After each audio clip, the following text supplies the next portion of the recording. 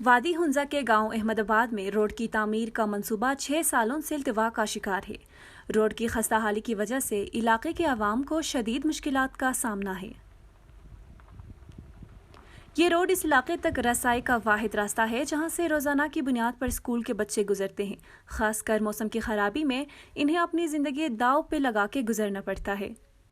یہ روڈ کا مسئلہ ہے، ہمیں علی آباد سے احمد آباد آنے میں جتنی مشکلات ہے وہ ہم کراچی سے علی آباد آتے ہوئے جتنا دقت، جتنا مصیبت، جتنا ہمیں تکلیفات فیس کرتے ہیں، علی آباد سے یہاں آتے ہوئے زیادہ ہمیں مشکلات کا سامنا ہے، چونکہ یہ گورنمنٹ نے جو ٹھیکیدار کو جو کام دیا ہے وہ وقت پر مکمل نہیں ہے۔ ہر جگہ توڑ پھوڑ کا شکار بنا کر اس نے توڑ پھوڑ کا شکار کر کے ہر گاڑی احمد آباد کا نام لیتے ہیں تو آنے کے لیے تیار نہیں ہے۔ سڑک کو کشادہ کرنے کے لیے کام تو شروع کر دیا گیا تھا لیکن تاحال مکمل نہ ہو سکا، جس سے لوگوں کے مشکلات میں مزید اضافہ ہوا ہے۔ مقامی لوگوں کا متعلقہ حکام سے مطالبہ ہے کہ اس مسئلے کا نوٹس لیتے ہوئے جلد از جلد کام مکمل کیا جائے۔ میرا نام ثنا خان ہے، احمد آباد ہنزا سے میرا تعلق ہے۔ یہاں پہ تقریباً 150 گھرانے آباد ہے۔ ہمیں لاسٹ 3 ایئر سے تقریباً 3 سال سے بھی زائد کا عرصہ ہو گیا ہے، اسی ایک ہی راستہ ہمیں لنک کرتا ہے علی آباد ٹو احمد آباد، جس کو انڈر کنسٹرکشن رکھ کر ہمیں مزید تکلیف اور مزید ہمیں مشکلات سے حکومت پاکستان، حکومت گلگت بلتستان، ہنزا ایڈمنسٹریشن نے ہمیں دوچار کیا ہوا ہے۔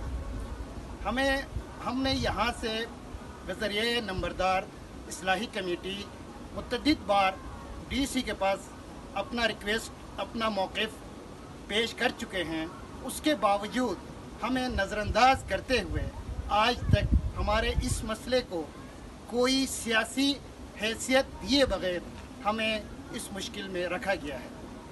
ہم اس نیوز کے چینل کے وسط سے ڈی سی ہنزا، اچھا وزیر اعلیٰ Gilgit Baltistan, direct prime minister Imran Khan, جن کا نعرہ احتساب انصاف پہ مبنی ہے، ہم ان سے ڈائریکٹلی یہ ریکویسٹ کرتے ہیں کہ ہمیں اتنا زیادہ پیچھے نہ دھکیلا جائے، کیونکہ یہاں سے ڈیلی 50 سے 60 اسٹوڈنٹ سے بھی زیادہ روزانہ اس روٹ سے کریم آباد، علی